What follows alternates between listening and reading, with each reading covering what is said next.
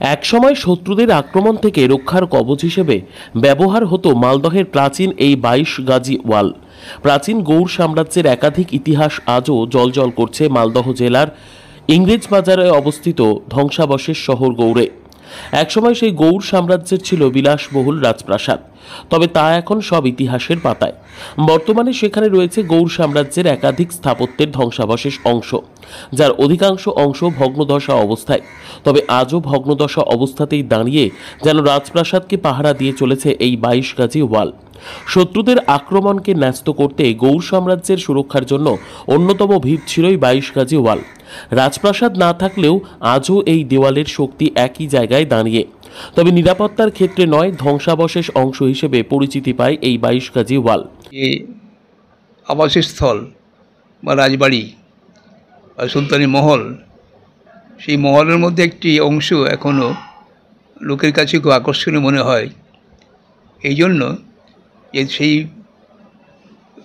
প্রাচীর অংশটি সেটা একসঙ্গে ঘেরা ছিল, রাজপ্রাসাদ ঘেরা ছিল। সেই রাজপ্রাসাদ ঘেরা অংশের একটা অংশ দাঁড়িয়ে আছে একটা প্রাচীরের নাম নিয়ে।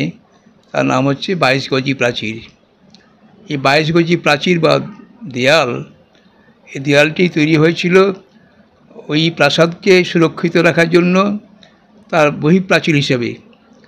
এটা তৈরির সময় তখনকার নিয়ম মতো একটা বড় ভিত্তিতে তৈরি হয় এবং ক্রমশ উপরের দিকে তার আকারটা ছোট হয়ে আসে। সেটা এখনও দাঁড়িয়ে আছে একটা অংশ, এখনও অনেক অত্যাচারের মধ্যে দাঁড়িয়ে আছে, কারণ চারপাশের মাটি ক্ষয়ে যাচ্ছে বৃষ্টি এবং নানা রকম বর্ষণে, নানা রকম ঘর্ষণে এগুলো ক্ষয়প্রাপ্ত হচ্ছে এবং তার দেখাশোনার করার সেরকম ব্যবস্থাও এখন নেই। মালদহের এক ইতিহাস গবেষক এম আতাউল্লাহ জানান, এই গৌড়ের রাজবাড়ি বা সুলতানি মহলের একটি অংশ যা মানুষের কাছে আজও আকর্ষণীয়, যাকে 22 গাজি প্রাচীর বা ওয়াল বলা হয়। সেই সময় এই প্রাচীরটি প্রাচীন গৌড় সাম্রাজ্যের গোটা রাজপ্রাসাদের নিরাপত্তার জন্য তৈরি করা হয়েছিল। শত্রুদের আক্রমণ থেকে রক্ষার্থে বিশাল এই প্রাচীর তৈরি করা হয়েছিল গৌড় সাম্রাজ্যের শাসকদের দ্বারা। পুরাতত্ত্ব বিভাগের তথ্য অনুযায়ী অনুমান করা হচ্ছে 1442 থেকে 1459 সালে সুলতান নাসিরউদ্দিন মেহমুদ শাহের শাসনকালে এই স্থাপত্যটি তৈরি করা হয়েছিল। ইটের তৈরি এই উঁচু প্রাচীর যা গৌড় প্রাসাদকে ঘিরেছিল।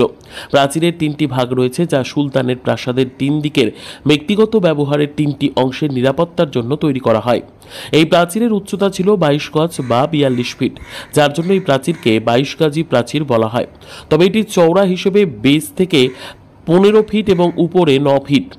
এই প্রাচীরটি ছিল গোটা রাজপ্রাসাদকে ঘিরে তৈরি করা একটা আবেষ্টনী, যেমন শক্তিশালী তেমন খুব সুন্দর এবং আকর্ষণীয়। এর সঙ্গে জড়িয়ে আছে এই প্রাসাদের যে পারিপার্শ্বিকতা, তার গঠন, তার রাজবাড়ির যে কোথায় কোনটা কী ছিল, কোন কোন তার বিভাগ ছিল, কোনটি রাজার তার দরবার ছিল, কোথায় রাজার বা সুলতানের তার অন্তঃপুর ছিল, মহিলাদের বসবাস করার জায়গা ছিল, এবং কোনটা তার কোষাগার ছিল, সে অংশটা এখনও তার চিহ্নগুলো দেখে বোঝা যায়। প্রাচীন গৌড় সাম্রাজ্যের অন্যতম অংশ হচ্ছে এই 22 গাজি প্রাচীর, যা আজও শক্তিশালী হয়ে দাঁড়িয়ে রয়েছে সেখানে।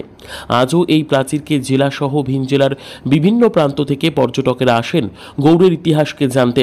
তবে আজও অনেকে কথিত কাহিনীর উপর নির্ভর করে গৌড়ের ইতিহাসকে বর্ণনা করেন, যদিও এটি সঠিক পদ্ধতি নয় বলে জানান মালদার ইতিহাসবিদরা। মালদহ থেকে জিএম মমিন, লোকাল 18 বাংলা।